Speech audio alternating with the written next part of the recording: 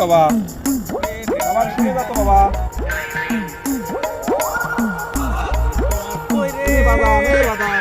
তোমাকে ডাকছিলাম। আসসালামু আলাইকুম। ওয়ালাইকুম সালাম। মুরব্বি কেমন আছো? আমার নেটওয়ার্কের একটু সমস্যা হয়েছে মুরব্বি। ডিজিটাল যুগ তো, তোমরা মোবাইলে পাইছো, খালি কি গোটাচ্ছো।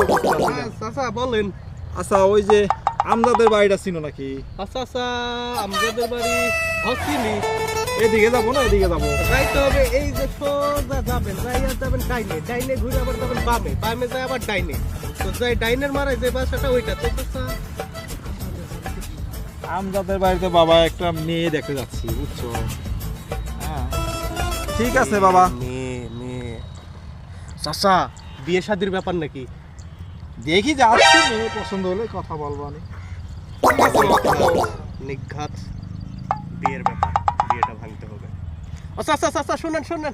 আচ্ছা আচ্ছা কিছু বলবা নাকি? শুনেন শুনেন শুনেন বাবা বিয়ে শাদির ব্যাপার আমি তো বুঝতে পারছি আপনি মিথ্যা কথা বলছেন। আমি এই এলাকার স্থানীয়, আচ্ছা, আমি আচ্ছা। সব কিছু তো জানি। কি জানো আপনি বাবা আমাকে তুমি? বুঝতে হবে তো। বলো বলো। আপনি বলেন বিয়ে শাদির ব্যাপার কি না এটা আমাকে বলেন। বিয়ে শাদির ব্যাপার, আমি ঘটক মানুষ, মেয়ে দেখতে যাচ্ছি। মেয়েটা ভালো না। কি বলো?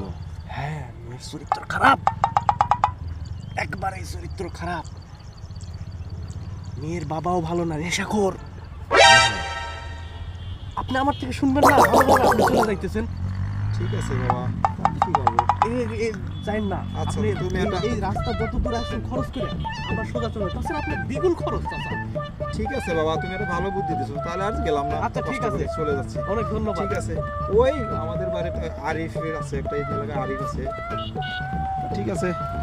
আরিফের চাচা, বাপের কি কোন? আরিফের বাপেরে বলবো না যায়া। আরিফ কোন আরিফ? এই যে দক্ষিণ পাড়ার আরিফ। আয় আয় কি করলাম রে, নিজের পায়ে নিজে কুড়াল মারলাম।